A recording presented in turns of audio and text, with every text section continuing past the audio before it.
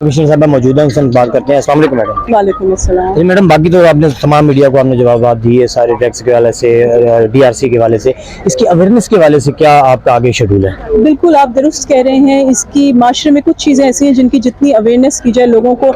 आज आप देखें, अब छोटी सी स्किट थी, ये बच्चे किस कदर उससे जो है वो मुतासर हुए हैं और उससे इमोशनली बल्कि टच हुए हैं। तो इसकी अवेयरनेस को हम एक रेगुलर फीचर्स बनाएंगे, खासकर जैसे ही हमारे तालीमी इदारे अब गर्मियों की छुट्टी के बाद ओपन होते हैं, उनमें हमारा फोकस होगा इसकी अवेयरनेस का। वहाँ पे हम टीचर्स को साथ ऑन बोर्ड लेंगे, वहाँ पे हम खुद भी जाएंगे और मैक्सिमम बच्चों को ही हम इसमें एम्बेसडर बनाएंगे, यूथ एम्बेसडर्स रखेंगे जो कि खुद इसके ऊपर, ये बच्चों को ही इस फर्ज को अपने ये रिस्पॉन्सिबिलिटी उठानी पड़ेगी।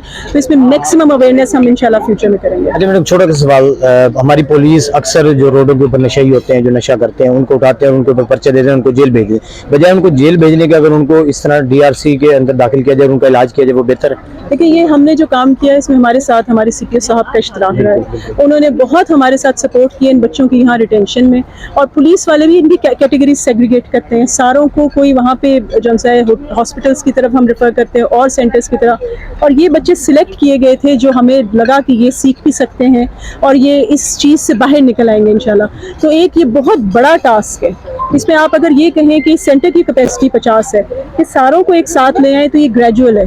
पहला हमारा स्टेप कामयाब हुआ है, उम्मीद हम इसे एक्सपेंड कर सकेंगे। बहुत शुक्रिया, थैंक यू।